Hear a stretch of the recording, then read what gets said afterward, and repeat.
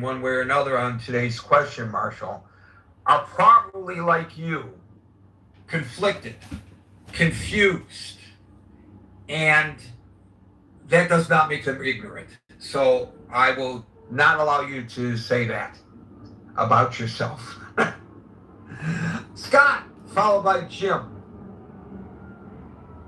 Oh, Gary, you called me before I got on my computer mic, so I'm on my AirPods. So I don't know if they sound that good, but I always They're fine. They're fine. AirPods are. I never like. I like always like wired microphones. But well, Gary, where should we begin? Let's do a little theological education. First, last rites is really the sort of common term for holy unction, which is a sacramental rite that's practiced in the Orthodox and the Catholic Church. Some Episcopalians sometimes do it too.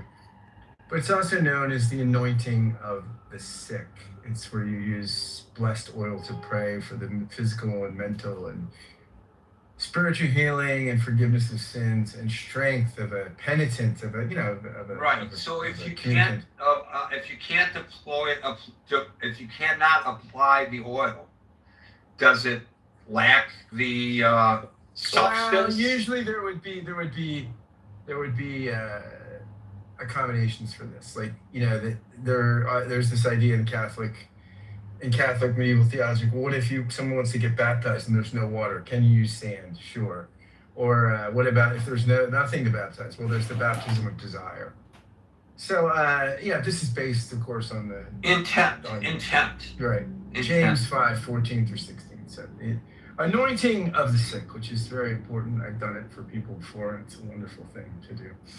Also, I would like to take us to a little medieval theology.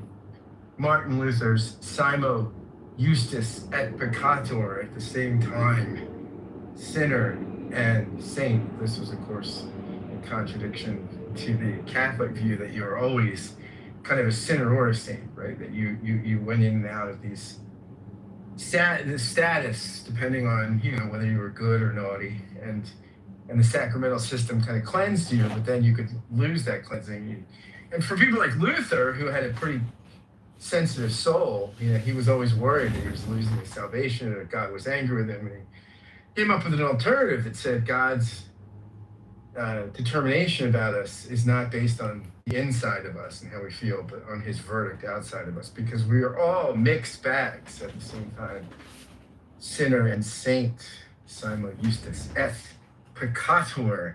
So that's a long theological way of expanding and expounding upon your point that we are all flawed, right? That all of us, who, if we were put in the court of public opinion with all our warts, would stand. A friend, an Episcopal priest in New York, said that we're all 2 days and 3 bad decisions away from being a tabloid, or 3 days and 3 bad decisions from being a tabloid headline, and usually he's on day 2.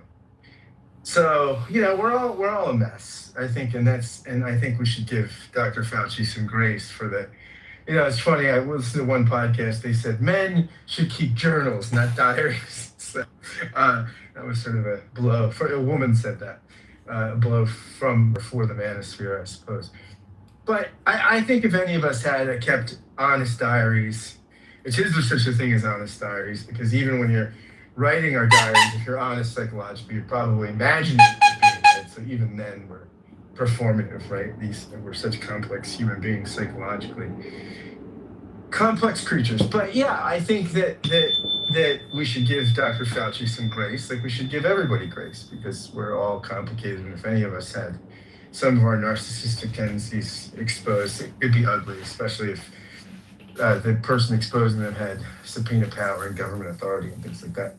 So that being said, Dr. Fauci told some fibs. He told some lies. I think that's clear, that he was not entirely truthful with the American people. Now, in his defense, people lie in offices like his, in situations like his. Why do they lie?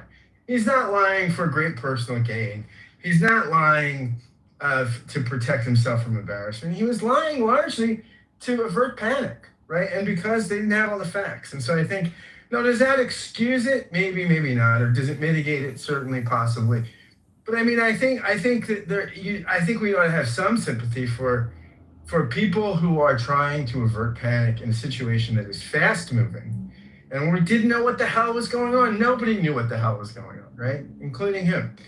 So I have some grace there too. I mean, for trying to serve the public's interest by trying to say assuring things, reassuring things, even as the great line from Top Gun said to Tom Cruise's character, Maverick, your ego is writing checks your body can't cash. So maybe he was writing checks that his ultimate reputation would not be able to cash down the road. But I mean, I do have some sympathy. I also think that despite Rand Paul's obsession, I like that Dr. Fauci called it an obsession, a byproduct of the obsession is we got some facts out, right? This is part of the nature of the adversarial system, right? We have an adversarial system that is populated by sinners. Reinhold Niebuhr said the only empirically verifiable Christian doctrine is original sin. You don't even need a God to prove original sin. Just look at, spend some day in New York City like you do, Gary, and you'll see some foibles of people, or just get married or something, right? And you'll see that we're all sinners. We all have our dark moments, and the fact that maybe Rand Paul was obsessive doesn't change the fact that the adversarial system was an outlet for his obsession and got us some truth about the nature of what really happened in the pandemic, and truth that's valuable so that we can have it to reflect on when the next pandemic hits, which inevitably will hit. I don't know when, but these things happen. Nature evolves. We're getting a more and more populated world, and we're doing more and more interesting things with therapies and genetic manipulation. We're going to have more pandemics, and so we benefit from this knowledge. I wish it could be more charitably? Yes, I wish our public discourse was more charitable. I wish our clubhouse discourse was often more charitable. But we're dealing with flawed people, and so, but that, I mean, in some sense, the flaws work to an advantage. Just like I think there'll be an advantage. There are flawed Democrats that, if they win the House, will use the mechanisms of the House to do hearings and oversight. And will that all be done from pure motives? Will some of it be done because of just ire for the president? Of course. Yet that ire won't invalidate any truth that gets dug up, or any mitigating of some of the autocratic impulses and tendencies of the president. So, yeah, I think that on some level, despite the fact that I think things were a little rough on Dr. Fauci, I'm glad we have an adversarial system, because we need to, in a democracy, we need to debate these things in the light of day, and we need an informed electorate. And this serves to inform the electorate, and serves to inform us and inform our choices about who we will vote for. Now maybe we'll start asking people in debates, what would you do during the next pandemic? How much authority do you think the government should have to shut down things like schools? And what do you think what impact do you think that has on our mental health collectively as a society? These are questions worth asking. And I think that Dr. Fauci, and I'm somebody, look, I'm a pro-vaxxer. I'm not anti. I go to CVS and just say, what vaccines can I get? I love vaccines. I just went in the other day. I was walking by. I actually walk in. Well, it does maybe has something to do with my pharmacist is very cute. But I asked her, what can I get this week? And so I am totally a pro-vaxxer. But I think it's worth debating the stuff in the light of day. So what is Dr. Fauci? Is he a public hero or a public health hero or an evil scientist? Yeah, what's the I think he's a human being. I think he's a human being who, because of his position, deserves some scrutiny. And that scrutiny, I think, will benefit us in the short and long term. And he's also someone, that deserves some grace. He had a complicated job, and I think he was trying to execute that job in a way that wouldn't cause panic in a situation that was moving incredibly fast in real time. So I have some grace and sympathy for Dr. Fauci. At the same time, Gary, I'm grateful for an adversarial system that gets this stuff in the light of day. That's longer than I usually speak. So I say, good day, my friend. Oh boy. Okay, well, and I know you touched on this very briefly, but the tone of this inquiry makes it not, in my opinion, an attempt to get to what we have learned, the lessons learned, so we don't make the same mistakes the next time there is a pandemic from an adversarial standpoint. This was obviously an attempt by Rand Paul et al. To embarrass and to box Fauci into some kind of a corner where they could take some kind of action against him. And that is why he invoked his Fifth Amendment rights. And that in itself prompted them to take some kind of action against him. If you had the opportunity to listen to any of that hearing, you will know that the witness was being badgered, and badgered. And profanities were hurled at him by United States senators. They weren't inquiries that said things such as, Dr. Fauci, could you please explain why you are so certain that this was not a virus that escaped from a laboratory that the United States co-funded in Wuhan, China? Or even a stronger question along those lines. But no, Gary, I hate the fact that you can't say it was in a lab because you're racist or something, right? I mean, it's one of the things that I find nauseating, that somehow this became identitarian, right? That if you said it was in the lab, oh my God, you're a racist, you know? I mean, well, if it happened in the wet market, does that make it a racist comment? Obviously, we have to observe what's happening and describe it as it is. It's not racist to describe a fact. It's racist to make up a fact. If you're reporting that a person committed a crime, and this is a person that you're on the lookout for, and when you give the description of the person, you include that person's race, and if it happens to be in an Ohio town, and that person happens to be Haitian, and you say, hey, a Haitian guy just robbed the bank, that's not being racist. But if you say Haitians in this same town are kidnapping people's dogs and cats and cooking them over the Spitfire, that is racist. So it's all about the context. So I personally don't have a problem with saying that there are questions that are being raised about the origins of the virus. And one of the theories, and that's all it is at this point, is that it was manufactured in a lab and somehow got out, and that lab happened to be in Wuhan, China. I mean, for God's sakes, they were hit hard by the pandemic before we were. So it's not as if the Chinese created a biological weapon to turn against the United States, unless their intent was to test it on their own people first. Maybe that's the case, but I mean, I think that's pretty far-fetched. I will say, though, it might be racist to call it the Kung Flu. I think that. Well, look, part of the problem is, and again, going back to my point about tone, when the president referred to it, he referred to it as the China flu, but he didn't just say China flu. The inflection of his voice when he did it, which you're far more astute at doing this than me because you got the president's inflections down pretty perfectly,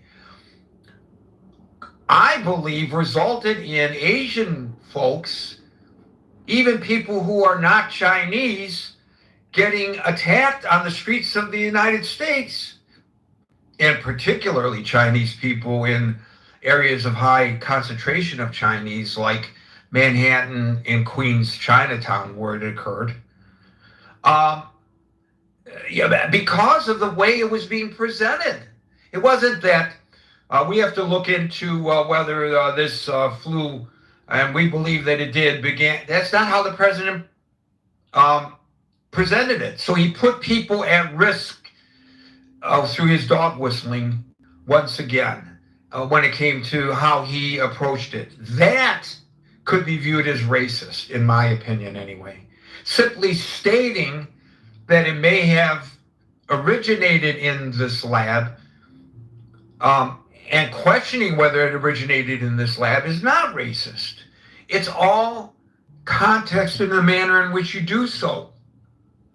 What happened at that hearing was not an honest attempt by the Republicans to, by the way, Fauci served under both Democratic and Republican administrations, including under President Trump. So I don't know, again, how this becomes partisan, but it was adversarial and fine. But there's a way to do it if you are a seeker of knowledge and truth. It's another way to do it if you're trying to embarrass the guy and make him out to be a public enemy so people can go around saying, see how Fauci is? He's an evil scientist. He's a criminal. Two different things. So that's my real objection. I don't have an objection to them holding a hearing, but Rand Paul's public pronouncements have been pretty darn clear that he wasn't hoping to hear from this esteemed scientist his opinion about what happened with COVID and debate it. That wasn't his intent. The manner in which he approached, and several other senators approached Fauci, would get him kicked off the stage in the critical thinking forum. And yet it was allowed in the United States Senate. Okay. I guess if we want to explore the origins of COVID, the better forum would be here than there. What do you think? Maybe we should ask Anthony Fauci to come here and we can ask him all the questions we want in a manner in which it's not an inquisition. It better not be disingenuous. I won't be disingenuous, Scott. Jim, followed by Les. Okay, well, thank you, everyone. I think that was very informative.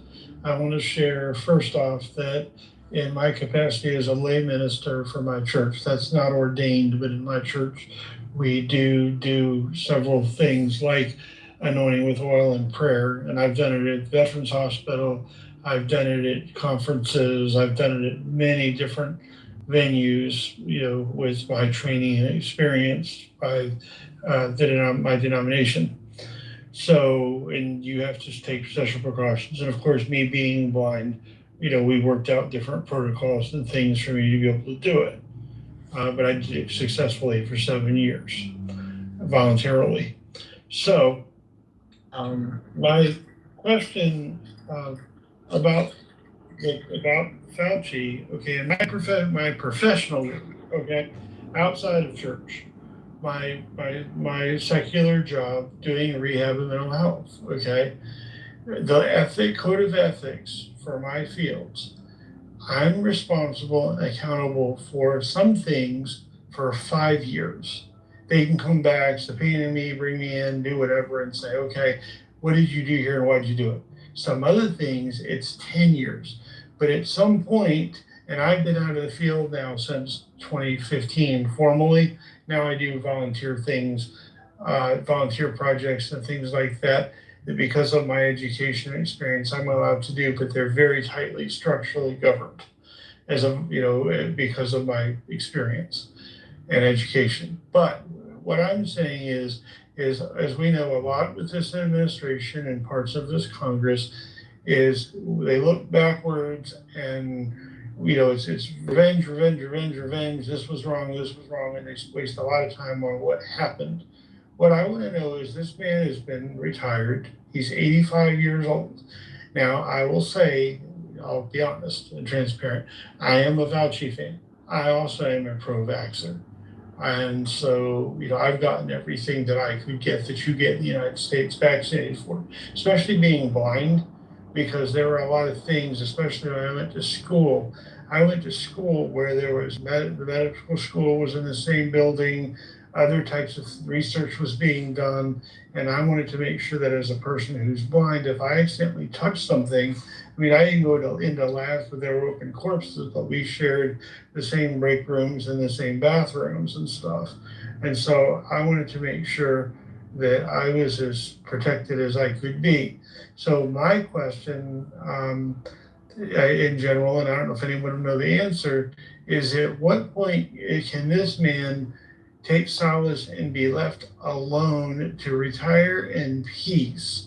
I mean, at what point is he just done? I mean, we all make mistakes. I know that in my work, I'm sure I made mistakes. Sometimes they were pointed out to me on the job. Sometimes I learned even after I retired, oh, well, that project didn't go as well as I wished it would have, or this client did this. I've actually been in court a few times too, not because of things I did, but things clients did, and I had to testify either, on their behalf or to keep them from being, misprosecuted.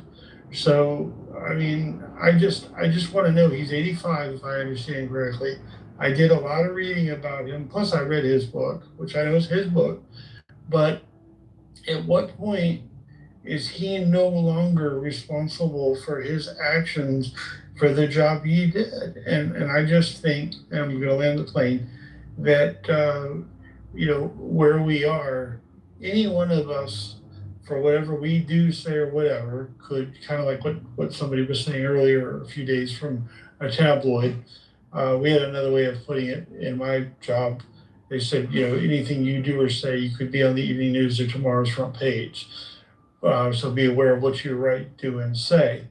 But, I just wonder when he can say, okay, you can't bother me anymore. I'm a private citizen. I mean, why aren't we going back and still persecuting the people that were supposed to be over everything with 9/11? Because we had the investigation, we know, and it's awful, but I mean, Condoleezza and all those other ones aren't still being held up on pikes, and other people that were involved in things aren't still being harassed. They've been able to go on with their private lives. So I just wonder, at what point do these former people in administrations, when do they finally get their peace and they're be able to go and enjoy their retirement and their life and not worry about what decision they made or what they did when they had this job some years ago that they're no longer responsible for? And that's where I land my plane.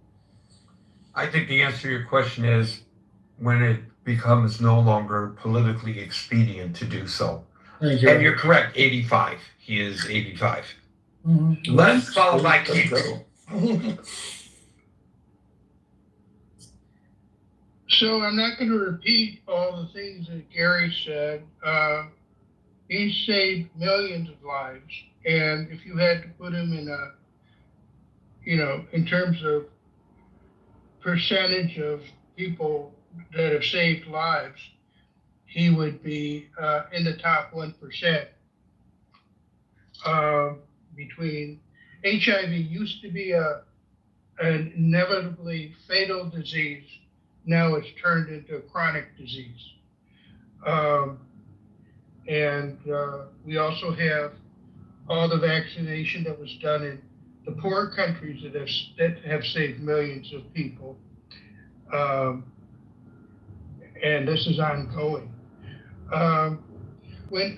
In terms of the SARS-2 virus, let's look at the origins. Where did where do most diseases come from? They're called zoonotic. They originate in animals. SARS-1 was the we saw every 10 years we're seeing another one of these coronaviruses that are emerging. First we had SARS-1, And SARS-1 has been found, it took a long time, but we found that it originated in these Birds. From wild animal sources, and they were brought in by the truckloads into live wild animals with no were brought into these wet markets in cities that had 10 million people or more all over, and it emerges as a disease. MERS, 10 years later, we had that also a spillover from wild animals. And then we look at SARS-2 and we see that that is the case. We have, we've actually taken, this is in Science magazine, we've taken, traced the cases of SARS early on, SARS-2, and we located where they are, and we've actually genotyped each one of these strains. And we can see that it originated from around the wet markets, and we have also have traces of that in the actual stalls where these live wild animals were kept. Now, there was a law against that, but it's a $70 billion industry. And people are going to break the law because $70 billion is a lot of money.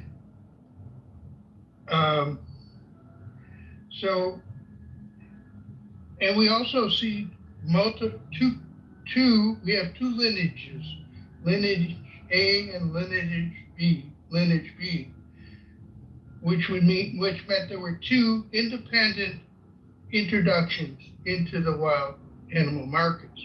That's not something you see from a lab leak. A lab leak would be one. The odds are infinitesimal. Mr. Trump did a great job at funding the mRNA vaccines, but when he talked about it, he got booed, so he stopped talking about it among his supporters. Fauci, at the beginning, when no one knew that this was going to be a serious problem, he told them, well, let's just start working on the mRNA vaccine. We've got a sequence from somebody sent us to us from China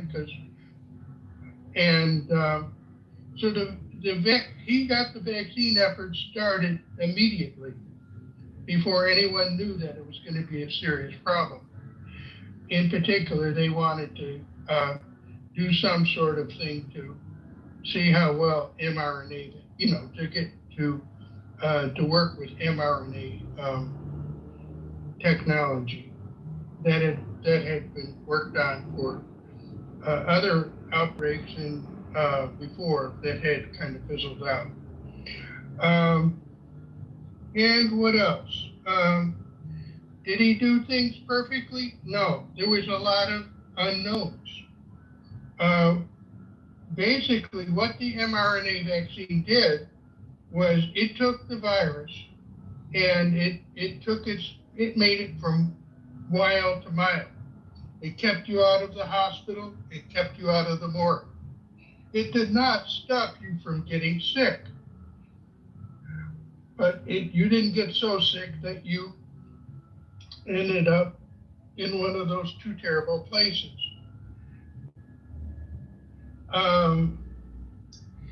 And again, I think Trump was trying to deflect responsibility by blaming it on China.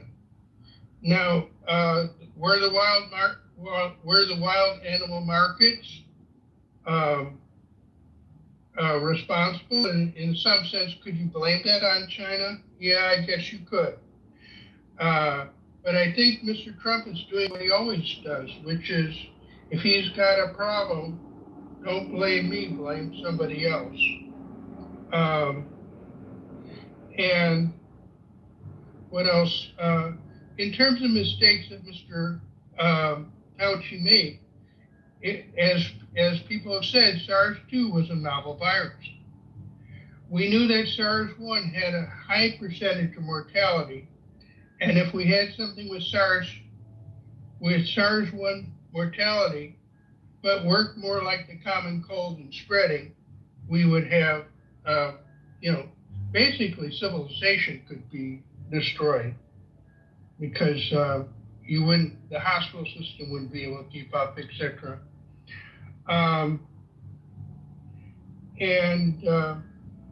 I think in retrospect, the school closures were a bad idea because children weren't all that vulnerable. Certainly the, older teachers were, but, they should have worked around that somehow. And I could talk all day, but there are a lot of people that want to talk and have things to say. Love to hear from them. Thank you. So, the Wuhan market, the suspect Wuhan market, is both a wet market and a live animal market. Wet markets are common throughout the world. They're not novel at all. Every nation has wet markets. Actually, every nation on earth permit the more risky live animal markets for standardized domestic livestock.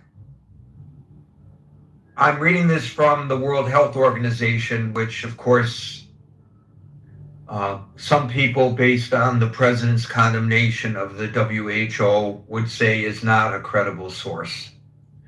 But according to the World Health Organization, there's no official ban on the baseline concept of a live animal market anywhere in the world because it simply describes selling live fish, poultry, or cattle to consumers. The WHO does say that the legal landscape changes drastically depending on how the market is defined, whether it trades in domestic livestock versus live wild mammals. That's getting into the weeds a little bit. But the point being that if it did originate, and we don't know that it did, from that so-called wet market in Wuhan, well, then it could have originated from any wet market in any nation of the world. And does that make China more culpable because it may have originated within the confines of their country geographically? I don't know. Thank you, Leslie. Can I just say something? The wild animals, it is very important that the wild animals we're talking about were precisely the kind of wild animals that brought SARS-1. And indeed, China did outlaw them.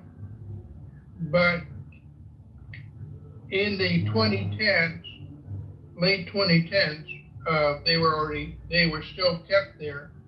And there were traces found of, in the stalls where they were kept. And the stumper is that you take these things from the wild and you take a virus that would normally just die of loneliness because it is not in a city of 10 million people. And you give it a place to jump to and in a place where it can sustain an infection. That's not to blame the Chinese necessarily, but that's just to explain what happened. It's like other things that are cultural. You can outlaw or regulate. It doesn't mean that people are going to change their habits. And there may be some enforcement, but it still doesn't eradicate it completely. Cockfighting is an example. Consuming of dogs is another example. Some things are ingrained in a culture, and as people get more information about the dangers or the downside of the various activities, there are regulations put into place. The amount of enforcement is not uniform, and so things do happen. Again, we do not know to this day with certainty the origins of the COVID virus. We don't know for certain. King, followed by El Normal. Thank you, Len. Afternoon, Gary. Good evening. I just wanted to enter in the conversation again. I have this thing about memory. Part of the reason that the children were kept home from school and there were school closures were not just because of older teachers, but because of the risk presented to multi-generational households. And since the pandemic, there have been medical studies that have been published in JAMA and other medical journals that kind of shed light on the percentage of COVID deaths related to older people who lived with, they were multi-generational homes. So right, I just right. And to that point, I don't know in the aggregate if those communities which regulated in-person schooling, because this was not regulated by Fauci or the federal government, Correct. It was regulated by the individual communities. Correct.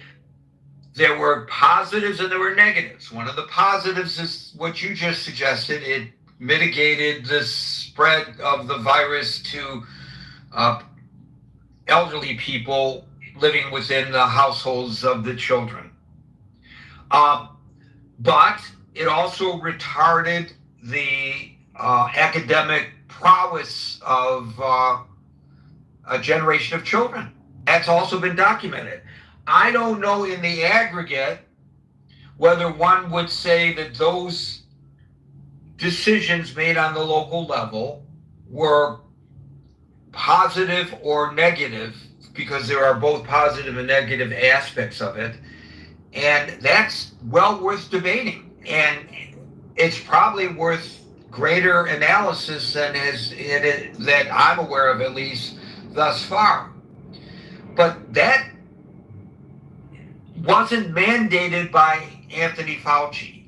Anthony Fauci et al. Made recommendations, and some of those recommendations turned out to be good. Some of them turned out to be that they were wrong. I'll give you one that was wrong, benign, but wrong. You got to wipe the surface of every package that comes into your house, because initially they thought that the virus might be transmitted through your Amazon deliveries or your Instamarket grocery deliveries. So people were spraying that stuff down with Clorox. Okay, no harm, no foul in that, but they were wrong about it. But they issued their recommendation based on the science as they understood it at the time, which changed as the virus progressed for two reasons. One, they got a better understanding of what the virus really was doing. And two, the virus mutated constantly. It's like when you go in the fall for your annual flu shot, it may or may not be as effective this year as it was last year, because the flu mutates, and sometimes it mutates faster than the vaccine can keep up with, and more people get the flu this year than got last year. So I don't know. I know that the kids next door are homeschooled. This is very anecdotal, but from what I can see, they haven't fallen behind. but I do know other kids their age who have. So again, that's anecdotal, but on the other hand, you know, the kids that were homeschooled didn't bring home the virus to their parents. You know, I don't know that there's an answer to that one, King. Right. At least not now. Maybe Exactly. maybe in the future there'll be scientific discussions that are absent the current political climate's influences, which will give society a better understanding for the future. That's the only thing we can hope for. Correct. But also, you know, that outside of the political context, a lot of these outcomes are part and parcel of experiencing mass catastrophes, right? Like they're going to be there's going to be enormous damage to populations in a catastrophic situation, and that happens globally. With the spread of the virus. But as it relates to Scott's comment about emergency preparedness as it relates to pandemics, I just again want to remind people that those processes and that preparedness had been performed in the previous administration. As Les mentioned, we're talking about SARS-CoV-2, but we were already aware of SARS-CoV and MERS, and they were doing drills, pandemic drills, during the Obama administration, and it had been discussed early on that Trump threw out the pandemic playbook that Obama left for him. I think it's rich that none of these outraged senators are having Trump on the stand for what that could have caused, what harm that in itself caused the population when we ended up facing this thing, because it had been predicted. I'm looking at a article from the Washington Post entitled "This Mock Pandemic Killed 150,000 People."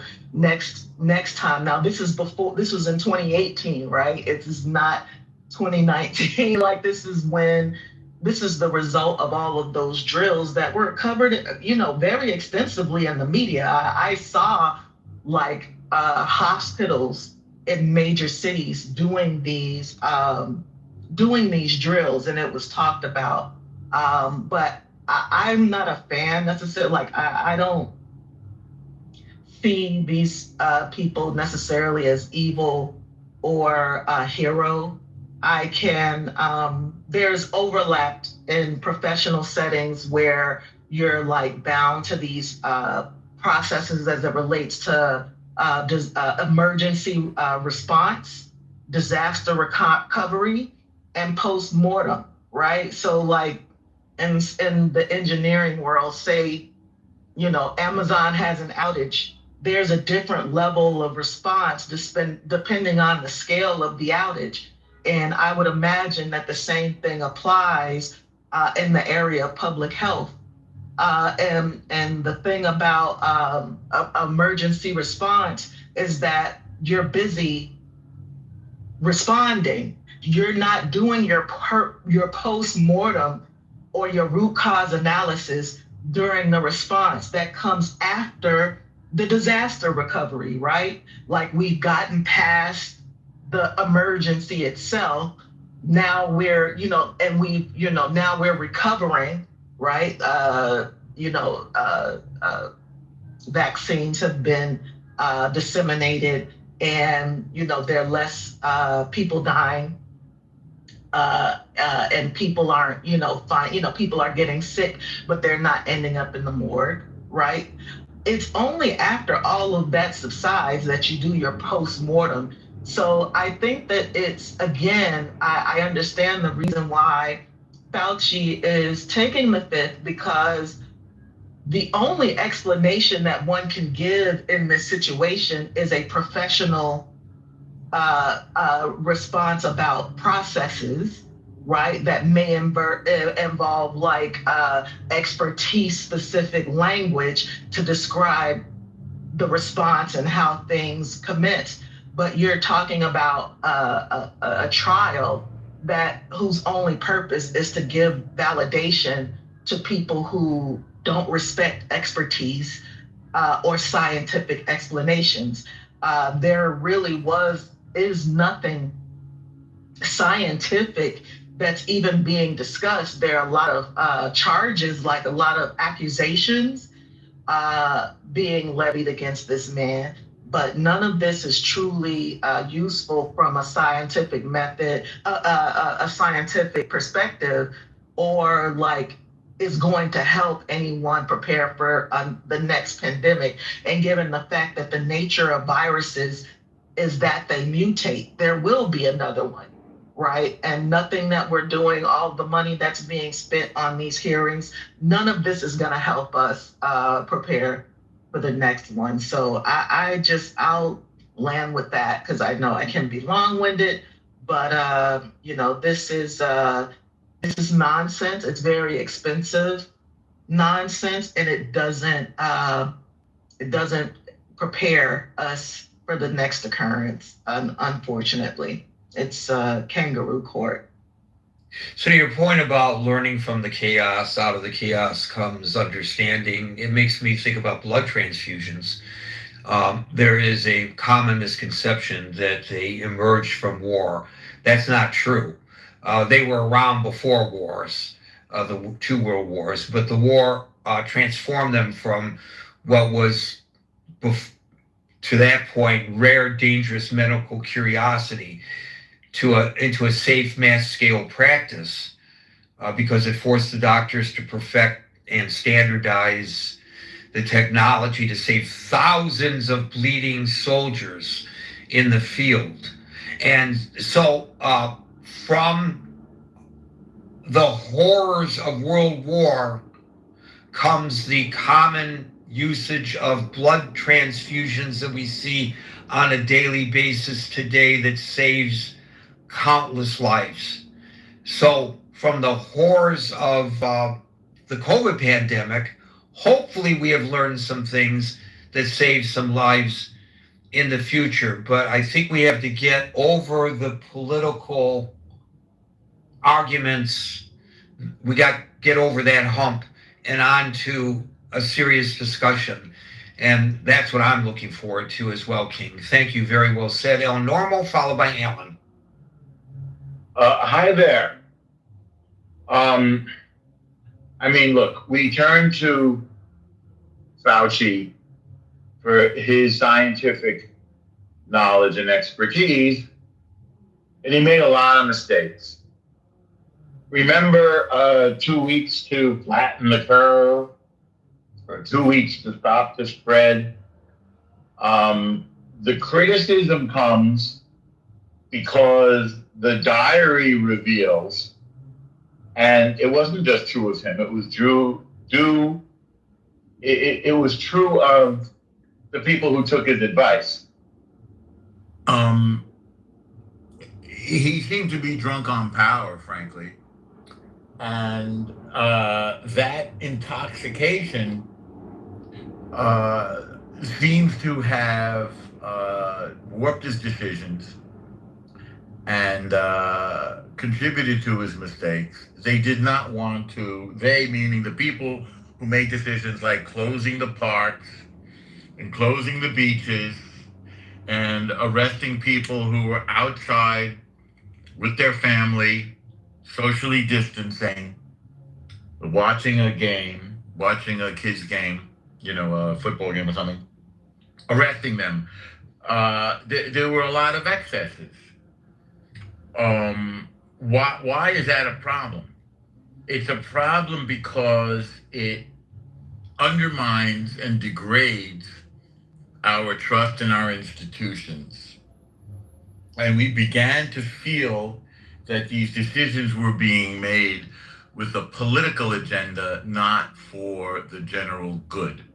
And no, he didn't obviously have the power. Are you referring, Norm, when you say that people were beginning to believe that there was a political agenda behind it? The argumentation that was made at the time that they have taken our freedoms away and that they will never be returned to us. We'll never be able to go to church again, was one of the arguments that was made. But No, it no, turns that's out black and that's white not. thinking. It turns That's out that those predictions were completely way off base. I guess completely in way is redundant, but you got my point. Yeah, no, I'm not making extreme criticisms like that. I'm saying that this contributed massively to the corrosion of trust in our medical institutions. You now have anti-vax wackos, right? That came out of this because we began to see that Fauci was making mistakes, sometimes deliberately, as he did with masking. I mean, he was just untruthful. Well, he was not alone in that assessment. The World Health Organization was also making similar assessments. There were differences in the number of feet, or in the case of the World Health Organization, meters of distance. But at that time, when those recommendations were made, this wasn't just Anthony Fauci riding high on the power of being able to make recommendations to people and watch, to see how people are going to respond to his recommendations. This was something that not everybody, but in general, the scientific community believed at the time that the recommendations were made. And in fact, that collaboration between the United States public health officials and their colleagues around the world, in which they shared information, was ultimately cut off, at least officially, by the Trump administration because he didn't like the results of the recommendations that were coming out. This was a global pandemic, and each nation approached it a little bit differently. But in general, what Fauci recommended to the people of the United States was being recommended to people of countless countries around the world that was being visited by the COVID virus. And the recommendations there changed as the virus changed, and our knowledge of the virus changed. Well, not with the masking. Not with the masking. That wasn't global. That was him responding to what he felt was. I don't think so. I think in many parts of the world, masking was the norm as well. In fact, it was the non-masking that I'm objecting to.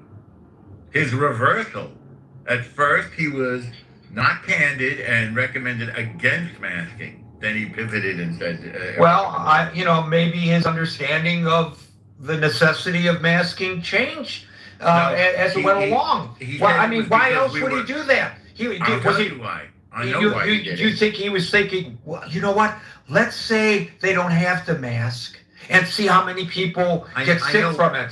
I know why he did it. He did it because he felt there was a shortage of PPE, because he said that was it. I believe all that's already come out. And in any event, I like Scott's position that it's not black and white. It's not that he's a hero or an evil scientist. It's that he's a flawed person. And I like that because I think it's true. And some of his flaws were a lack of transparency about the origins of the virus. He wasn't honest about that. And that lack of honesty leads to a spreading sense of mistrust of our scientific and medical institutions. Early in the pandemic, he pointed out that he had helped set up the viral research labs in China, that he was in touch with the people that were running them. That changed after a while. He didn't mention it anymore. And he tried to sell what was, I think, a very implausible story, that this was the monstrous offspring of a pangolin and a bat, when the labs in Wuhan the virology labs were doing research into precisely this kind of, I think it's called a rhinovirus. And we're doing research that was, at least in colloquial terms, gain of function. He lied about that, and that there'd been security breaches. He either lied or was not candid or a little bit evasive and manipulative, and that there was security. That those labs had a history of security breaches, and that we were funding them to some extent. So at that point, he deserves criticism for lack of transparency. I don't know about these Kafka slash perjury traps. I know that a couple of administrations ago they used such a thing on Michael Flynn, and they used similar tactics on Trump when he was running for office. So I think what we're seeing is a degrading of the public discourse, an increasingly unethical, on both sides of the aisle, use of traps and gotchas in order to gain political points. So, of course, it's a political process because Congress is a political institution. But I think he should have been granted immunity and then compelled to answer honestly, so that we have, I think it was valuable, he had 85, he should come clean and not just keep taking the fifth. And I think he should be granted immunity so that he could do that. I think it would enhance his legacy and reputation, which now is horribly tainted. And it would also help the public discourse, and particularly confidence in our meaning-making institutions, universities, research labs, Congress, etc. Let's see if I got it. By the way, there were economically and psychologically devastating consequences to some of these mistakes. I think he should be given a pass on it. But you mentioned academic consequences to kids. I have, and also then had school-age kids, and the the psychological effects on this generation, I think, will last a lifetime. And the public schools closed. The private schools opened pretty quickly. By the fall of 2020, they were open, the private schools. And I don't see any negative consequences that came from opening those came from opening those private schools. And my kid missed a really good education. And, there's a wound that we're going to carry for that. I'll end it there. So you're exactly right. In March 2020, on an interview on 60 Minutes, Fauci famously or infamously said, quote, "There's no reason to be walking around with a mask." He argued that while the masks might make people feel better, they were not providing the perfect protection people thought, and often led to people touching their faces more frequently. You're correct that he was wrong about that. How long did it take him to correct himself? Probably as long as it took to make up some more masks, because we couldn't buy them. I remember making my own. No, 3 weeks, less than a month later. Okay. On April 3rd, and I'm sure what happened here is that he got pushback from others in the public health sector saying, "What the hell are you talking about?"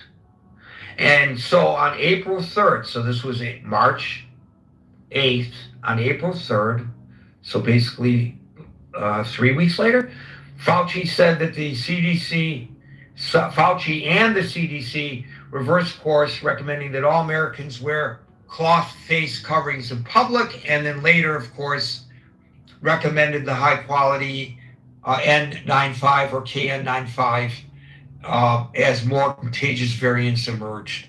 I had the benefit through all of this of knowing people in the health sector who I trust very much, who happen, by the way, to be staunch Trump-supporting Republicans.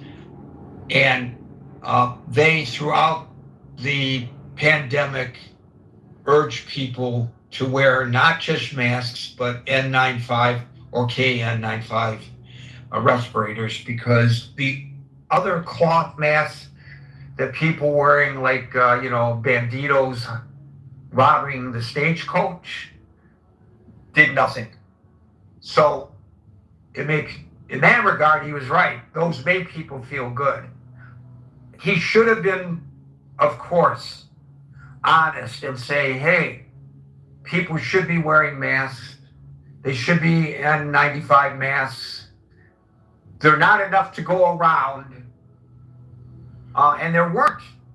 And the concern at that time was a triaging concern.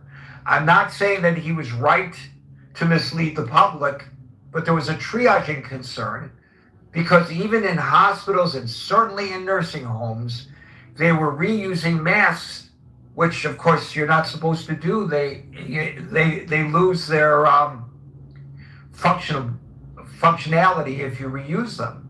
If you're a healthcare professional, you use the mask at the end of your shift, you discard and use another one in the beginning of your next shift.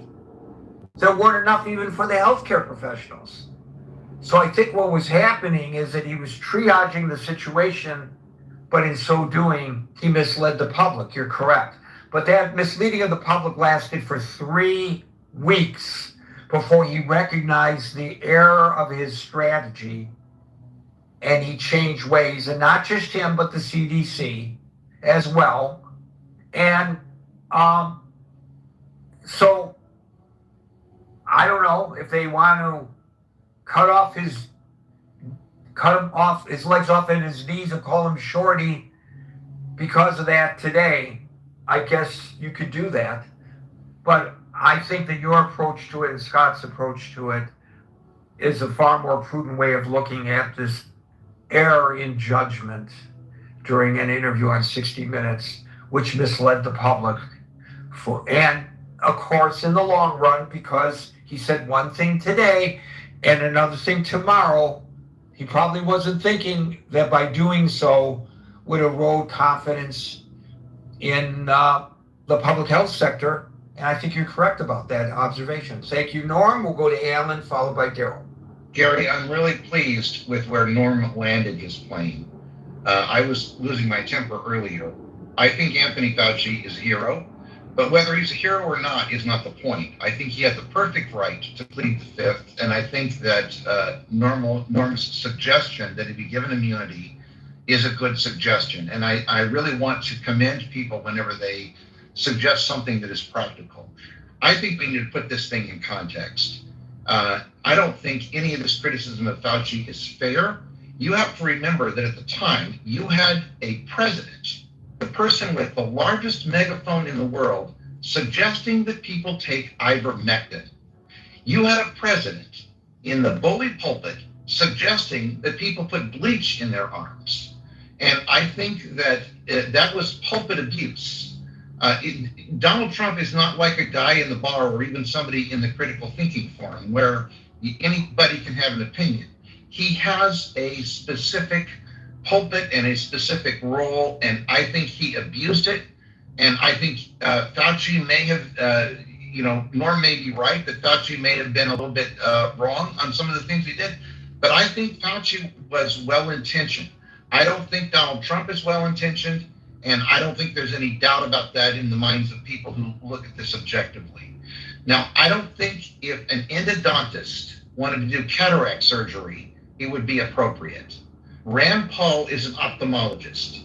He is not an infectious disease control or an allergist or an infectious disease expert. And yet, he is out there using his medical credential as justification. Rudy Giuliani was prosecuted or was removed of his license to practice law by the law community because of his abuse of the system. I think the same thing should happen to Rand Paul. He should lose his medical license. And I think if we don't begin to have some kind of credible pursuit by institutions of maintaining their particular disciplines, we're going to continue to be in trouble. So I want to land the plane there, but I would suggest that if I were an ophthalmologist and if I were in the medical profession, I would suggest that Rand Paul, because of his abuse of the pulpit, just like Donald Trump's abuse of the pulpit, he should lose his license. Thank you. Well, he was not using the pulpit to represent himself as an ophthalmologist. He is using his pulpit to represent himself as a politician. And even if he were not a medical doctor, he would use the pulpit to go after Fauci in the manner in which he went after it. And I think we have to be very careful not to question his ability to exercise his First Amendment rights without fear of retribution for doing so, especially as a public servant, doing what he believes is the proper thing to do to represent his constituency, even though I disagree with him. I mean, that's his right to do so. So I don't know whether, there was a president of a country in the Middle East who was an ophthalmologist as well and used chemical weapons and on his own people. That has nothing to do with his profession as an ophthalmologist. That had to do with his profession as a despotic dictator. I don't know if we should really be conflating the two, Alan. Can I push back on you just a tad? Of course. I think that you make a good point. He does have First Amendment rights, just as Fauci has Fifth Amendment rights.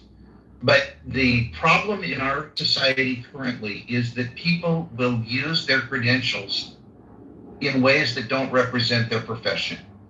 And since the Congress has failed, and I think it has failed, and since the presidency has definitely failed, the professional organizations, whether they're law or medicine, are in a better position to represent their discipline than the average consumer. And my only point is there's a big difference between me giving my opinion in the critical thinking forum or sitting on a bar stool than there is for a president or for someone with a given credential. So we get very upset when ministers sexually abuse children. We should.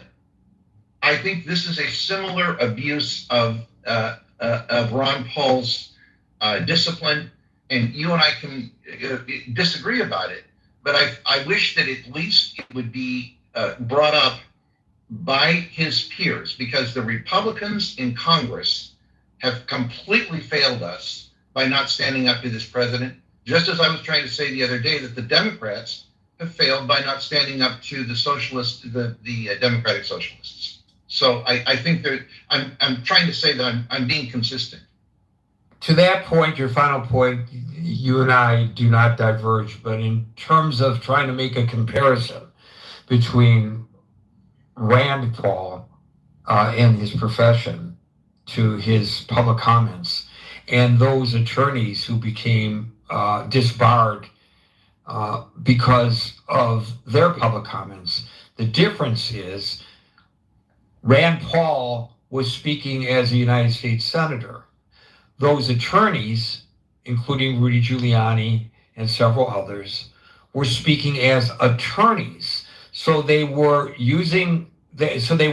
practicing their profession when they made unethical statements that they could not back.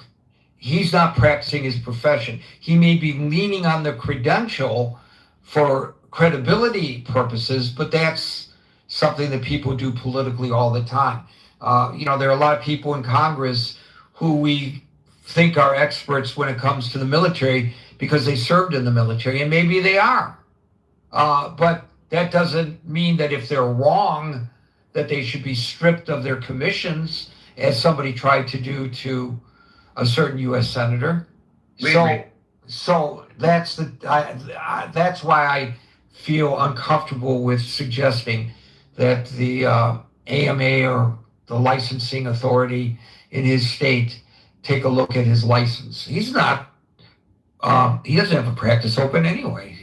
It's a thin line, Gary. I acknowledge that you're right. It's a thin line, but I just want to make the point that we are, as a society, we are in real trouble because we allow people to push the limits, and somebody has got to push back. I'm just a stupid old man in Southern California, and I can't push back. I wish someone would push back on his credentials and at least make him a little bit frightened of misusing his education. So I think to the larger point that you made about the internal workings of the Republican Party, I wish there were John Fettermans in the Republican Party. Amen. I love that John Fetterman stands up to his own party. God bless Amen. him for doing so. Amen. You know, and there should be more John Fettermans in the Democratic Party. Amen. But I don't think there are any really. The closest may be Susan Collins, and that's only because she'll diverge in her votes from what the president wants. Just to win her election. Well, for whatever her reasons, it doesn't really matter. No. But I don't see her on the forefront the way Fetterman is with the Democrats. It's not healthy. You know, as Norm always points out, his first responsibility is to criticize his own party. His second responsibility is to criticize the other party. Just as you, as a reformed Republican, are quick to criticize your party, and Marshall, as an active member of the Republican Party, feels comfortable criticizing his party. I think that's healthy. And as Scott, as a Democrat, feels comfortable criticizing his party. That's healthy. You know what's unhealthy? What's unhealthy is Chuck Schumer claiming to be the guardian of the Jewish people, supporting al-Sayed and saying, it's not about me, it's about winning the election.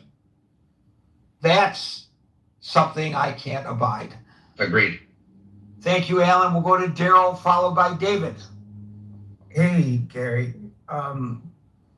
So you know, this a lot of this is like Monday morning quarterbacking, right? So, I think, were you in Jersey during COVID, Gary, or were you in Jersey at the time? Not only was I in Jersey, but I had one of those passes that allowed me to go through the Lincoln Tunnel should my vehicle be stopped, my Uber be stopped, because I took them they gave me an Uber every day because I was considered, I don't know why, somebody made a real bad decision, but they decided I was an essential worker. So I came into the city every single day. The real essential workers were the paramedics, the nurses, the doctors, etc. I'm not an essential worker, but for some reason I was so anointed, I still kind of proudly carry that useless pass now in my wallet, just because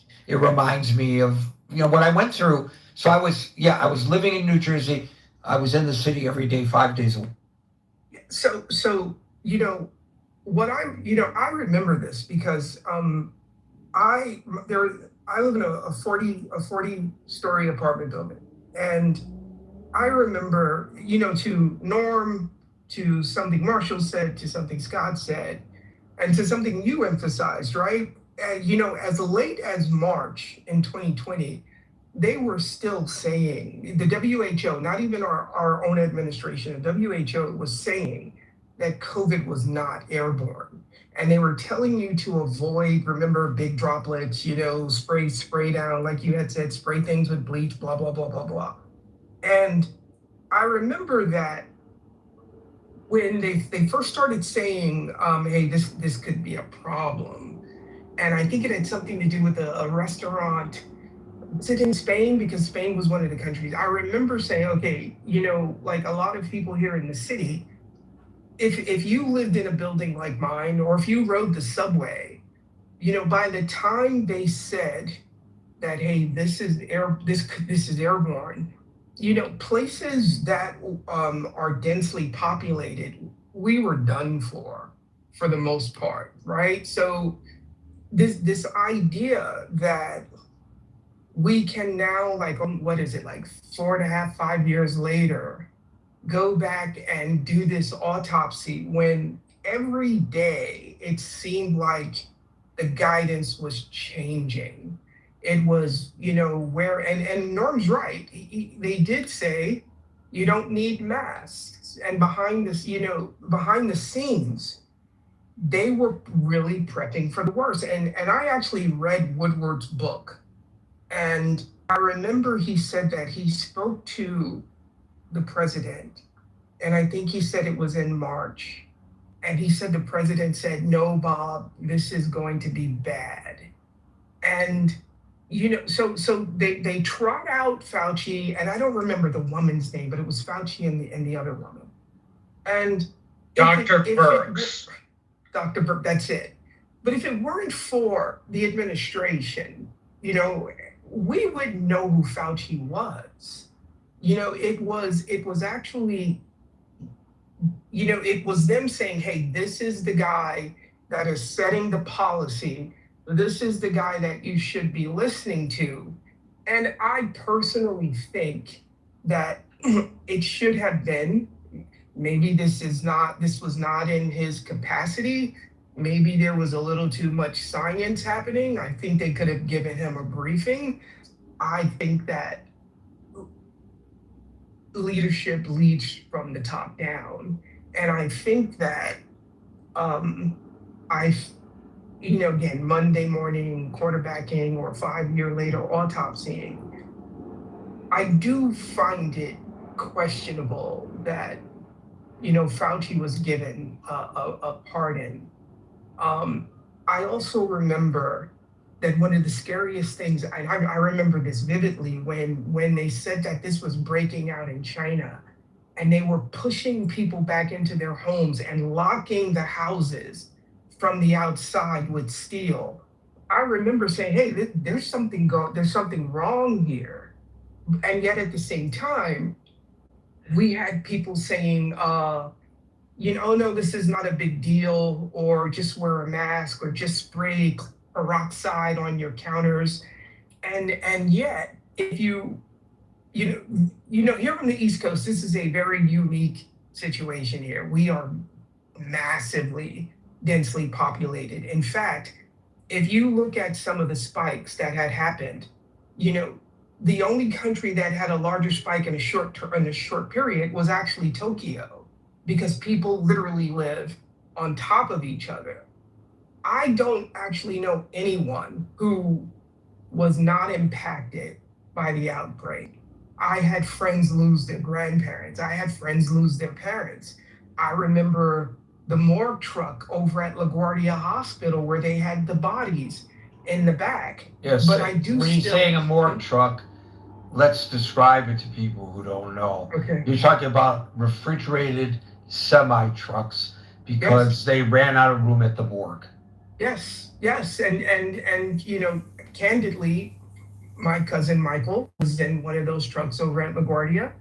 He 32 years old, had asthma his entire life, but he was also in pretty good shape, did MMA, and he caught it. And, remember, it was wiping people out very quickly. Some people were like literally catching it and showing symptoms, and they were gone within a week. And I had a conversation, I'm going to pivot here. I had a conversation during the heart of the lockdown where even if you walked over to Whole Foods, they were only letting 40 people inside, and they had the 6 foot distancing lines outside, and you had people lined up outside. And I had a buddy in a 3-letter agency. And I asked him, when they started talking about the Wuhan lab, I said, hey, what's your take on this? He's like, yeah, probably. And again, this is all his opinion, but he did spend 16 years in the service. And he said, yeah, they probably did this. And I said, well, why? He said, because what we don't understand is the reason that they do these things is what if, and he said it this way, he said, what if China or Russia is already somewhere experimenting with this stuff, and they decide to come to New York or California and drop it in the subway, and we have no practical idea of a defense against something like this, right? So from a very pragmatic perspective, I didn't like what he was saying, but I understood his position on this. Fauci's journal, diary, whatever you want to call it, he does admit that he himself was trying to track evidence to see if this was a leak from the Wuhan lab. Now, his journal also says that he ultimately did believe that it came from the wet market or something like that. But there was a point when Trump was calling this the China virus, because we're not in the back room. We only see what they're saying when they were coming to the podium and telling us what to do. We don't know what they were talking about in the back. But we do know now, because of the journal, that Fauci himself was trying to find out if this was a lab leak. Fauci himself. Right, but that doesn't said, mean no, that it was a lab leak. I mean, No, that's a prudent investigative Yes, measure to try to Yes. determine whether it came from there. yes. Oh. But what I'm also saying is publicly they were saying there's no way it was a lab leak. You know what I mean? So it's kind of like Well, did they say there was no way or there's no evidence? I think Fauci at some point did say that that it was almost impossible. I'll see if I can find the quote. And again, I'm not here to like talk about him. I'm simply here to say that we're here now holding an autopsy on something when it was chaos here. And when I would talk to people in Florida and they were talking about, oh, you New Yorkers, you're so extreme, you guys shut down the subway, you guys, and I'm saying, yeah, we also have a medical truck out there because we don't have By the way, they internet. never really shut down the subway. They shut it down from 1 a.m. to 5 a.m. It's a 24-hour subway service. They shut it down from 1 a.m. to 5 a.m. and they thoroughly cleaned every piece of equipment during that period of time. Mm-hmm. We can also night. talk about how at that time, that's when New York City's homeless population basically moved into the subway. I'm saying all that to say is that when people from other places like Florida, places where people just socially distance organically, where it's a lot less dense, right?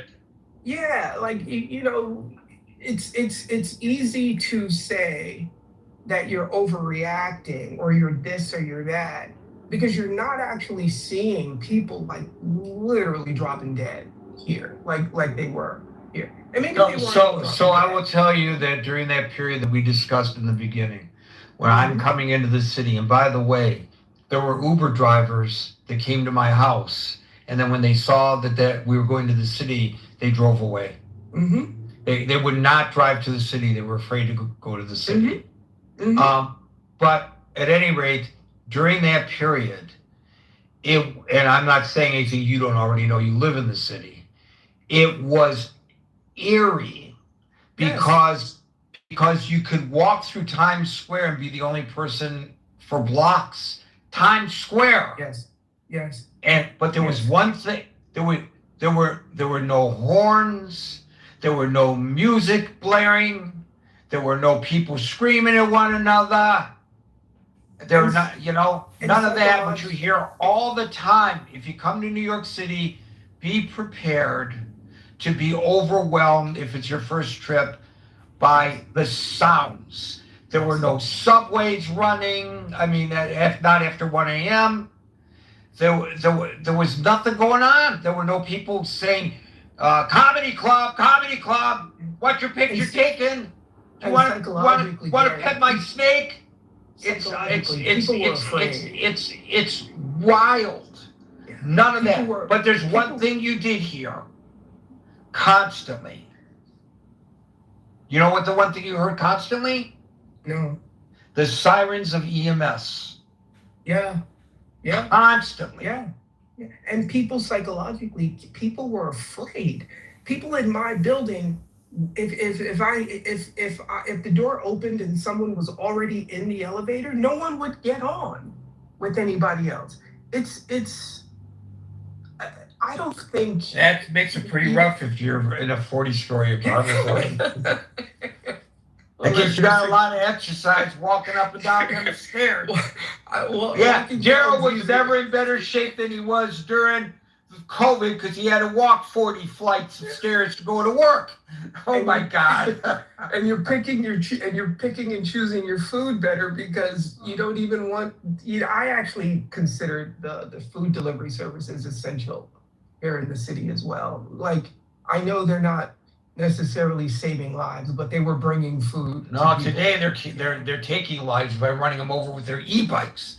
But that's another story. I got to move on. Thanks, Merrill. David, followed by Linda. I thought Merrill was dead.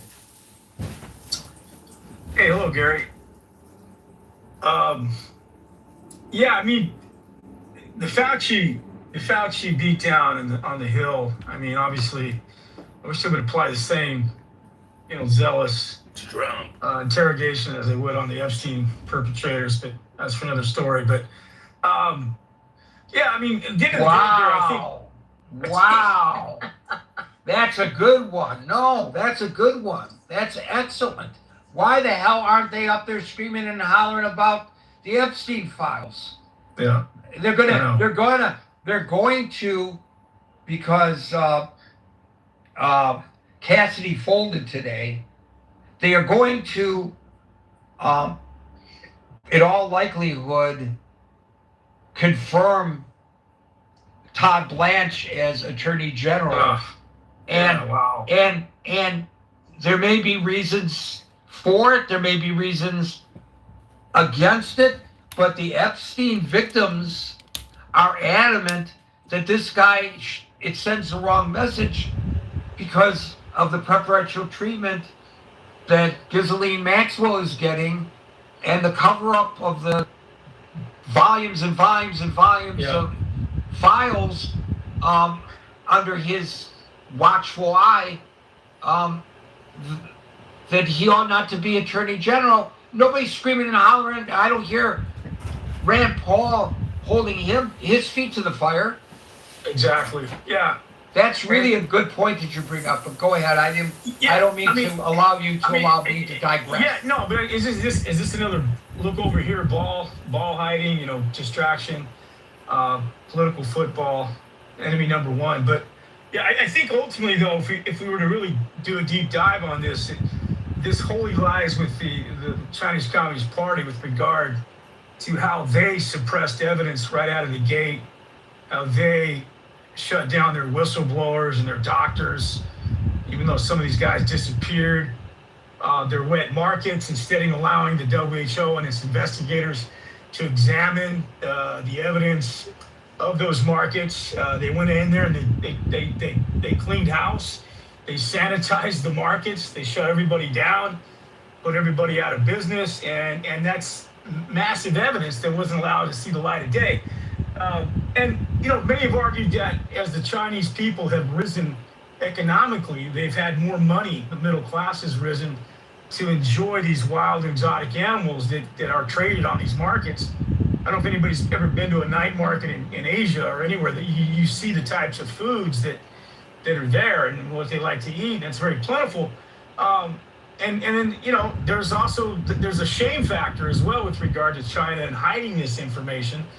The massive reparations that the world would call upon for them to pay if in fact they could pin this down at their feet with regard to the Wuhan leak would be massive. I mean, even over here in our country, Gary, we've had lawsuits leveled against the country. A $24 billion judgment was upheld by a judge.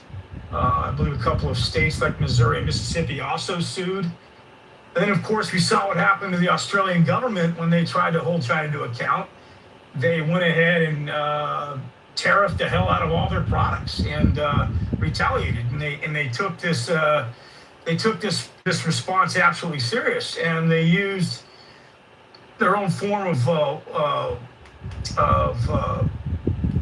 wolf diplomacy to scare other countries from coming at them.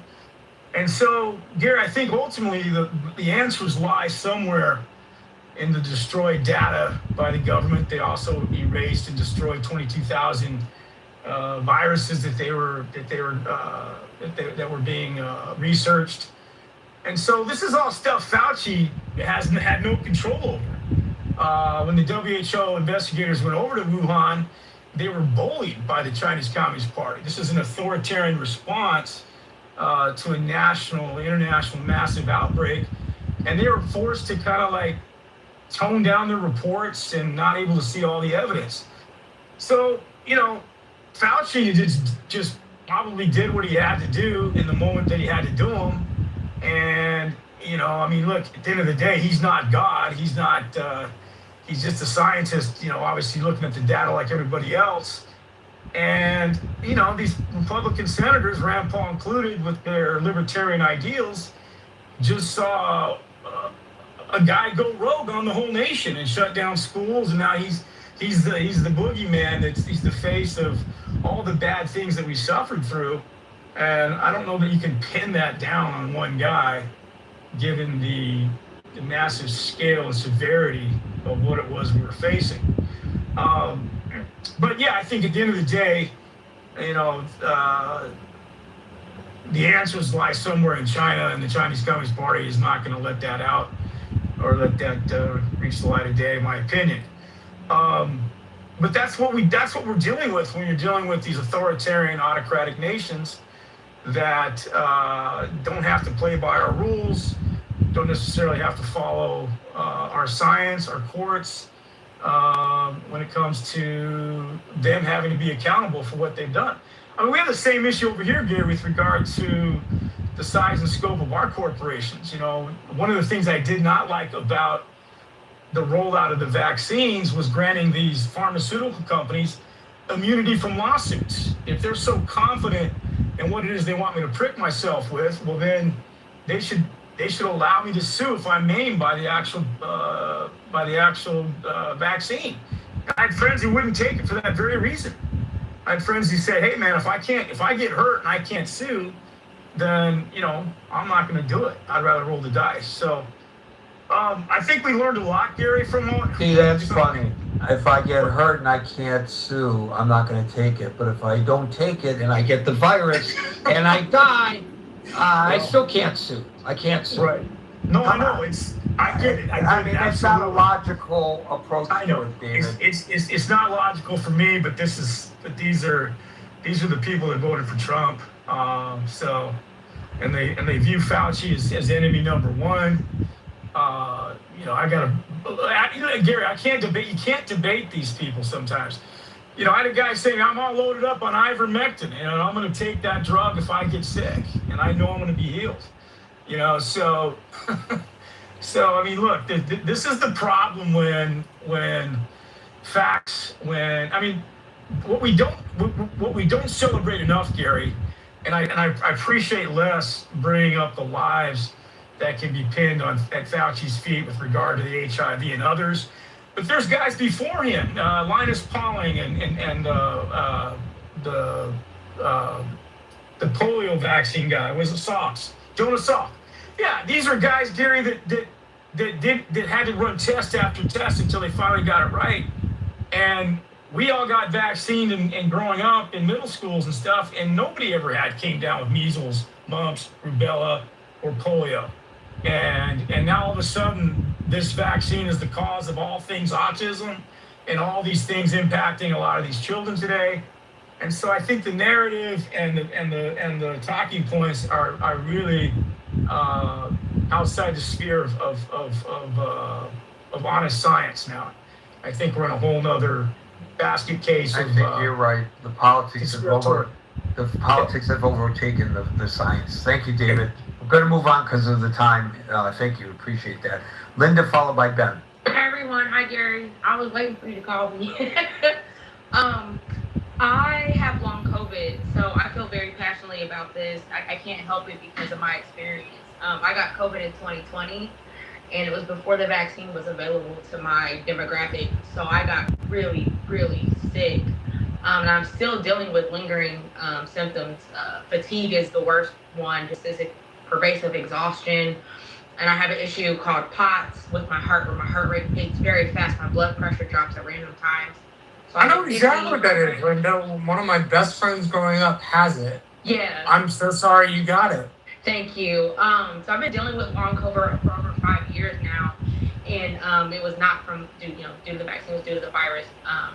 I was very ill. But it did take a political turn, and I think that really affected people. I took some notes. I think one of the things was that the science was changing, and as public health officials and scientists learn more about the virus, this ever-changing information, I think it really confused people when they told people. I remember when they said, "Do not go out and buy a mask. You don't need a mask," and then 3 weeks later, no, you need to get a mask, and there were no masks, and they had to make it makeshift masks. I remember people were advised to stock up on so much food in case you were to get sick and you couldn't leave the store, saying it caused like the panic buying, the vaccine mandates, the mask, mandates. But overall, like, I think Dr. Fauci, I think probably looking back on the whole pandemic, I'm sure there's things that he regrets or things he wish he could have changed, but that bell's already been rung. We can't go back in time. I think realizing that this virus was very serious, over 1 million people died here in the United States and millions of people globally, worldwide. I think people are very angry that they had to deal with the lockdown. I think they're angry that they missed this portion of their life. People are angry that they lost their jobs because they chose not to get the vaccine or whatever, or they're angry because maybe they lost their job due to COVID, probably had to get a different kind of job. I mean, it was horrible, the lockdowns, being in social isolation. I think people are angry about that, and they're wanting to come at Dr. Fauci. It's kind of like a witch hunt mentality. What I feel about Dr. Fauci is I don't think he's a bad guy. I think he did the best that he could. I think he worked in the best interest of the people based on the science as it was ever changing. I think Trump made the situation much worse because he was downplaying the virus, saying it would magically disappear by summer, calling it the Kung flu and the China virus, and making the joke that people could, inject bleach and all that stuff. And I think he made the problem worse. There was also 12 people, I don't know if you ever looked them up, they're called the Disinformation Dozen. And in fact, some of them were on Clubhouse, but there were 12 people in the beginning of the pandemic that were responsible for disseminating about 80% of the misinformation online about the COVID-19 vaccine. The last thing I want to say. They were active on Clubhouse? Yeah, they were. It was Steve Kirsch was one of them. I forget I don't know if Dr. McCullough was on there, but there were 2 or 3 of them that were on Clubhouse. But I know Steve Kirsch was one of them, and he was spreading a ton of misinformation about the COVID vaccines. With that being said, I don't wish anyone to get long COVID. It has been the worst experience of my life. It has cost me thousands of dollars in medical care, non-FDA approved treatments, herbs, just every kind of thing you can think of to try to get better. Physical therapy, occupational therapy, and also conventional medications, pharmaceuticals. So I really don't wish that upon anybody. And I would encourage you all to, get vaccinated because it does greatly reduce your chances of unfortunately getting long COVID. I also think Dr. Fauci could have said more about long COVID and could have warned people more about it, but he did speak on it. But at the same time, I think they were busy just dealing with the whole pandemic overall. But there are, millions of Americans still dealing with long COVID and still dealing with these side effects, and obviously the people that died.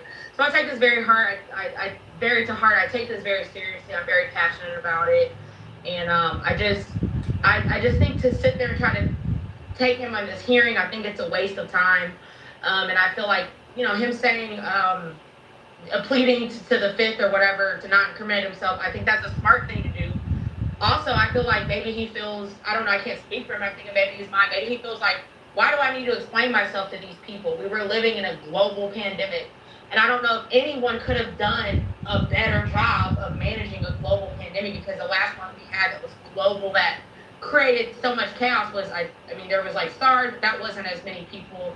There was the flu, like the H1N1, and things like the swine flu, but that still didn't affect as many people. I think the major one before that would have been, there's like the polio scare, and then there was the Spanish influenza. I think that was the last major like global pandemic that caused chaos, and that was in 1918. Yeah, that was the last major one. So, what'd you say? That was the last major one. Yeah, so they made mistakes. I'm sure there were tons of mistakes made in that pandemic as well. So thank you for your time. I appreciate Well, you. thank you for your time, and I'm sorry that you're suffering from long COVID. I know somebody else who's suffering from it, and it's not fun. The disinformation doesn't. I had not heard of them. According to the NPR, it's a group of 12 prominent online influencers identified by the nonprofit Center for Countering Digital Hate as being responsible for up to 65% of anti-vaccine misinformation shared on Facebook and Twitter, and I guess Clubhouse, during the peak of the COVID-19 pandemic. And guess who one of those 12 is, ladies and gentlemen? I bet you Les knows. Robert F. Kennedy Jr. Dr. Mitch, followed by Ben.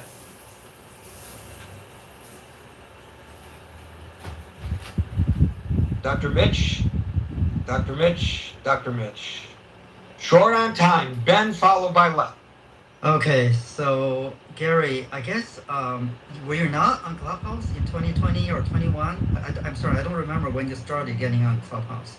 Maybe you missed the golden age of Clubhouse, including some of those 12 people that are actually having large rooms spreading information that's incorrect. But anyway, but just on that point, misinformation. I think it's one thing to spread misinformation, but it's a worse thing to spread disinformation. For example, some of those individuals that are asking people not to get vaccinated, they themselves got vaccinated. They were saying, oh, vaccine will make you worse, it's gonna kill you or blah, blah, blah. Yet they and their family members, kids and wives and husbands, they went to get the vaccine. It is really, to me, beyond just being ignorant, not understanding the science, and then ask people to be cautious about the vaccine. And there were quite a few of those individuals. Even individuals, I believe, that were probably even in government position. I don't remember who the names were, but certainly some powerful people that did that. Back to the topic of the room, I've quite a bit to say, but obviously it's late for you. I will make it short, but it's a very heavy topic. And even 2026, the amount of ignorance that's showing up on our general public, even in this room, it's just deafening. It's like the silence is, what is that phrase? The silence is deafening. I think I feel the same way. It's even more jarring to see Congress is actually coming down on Fauci.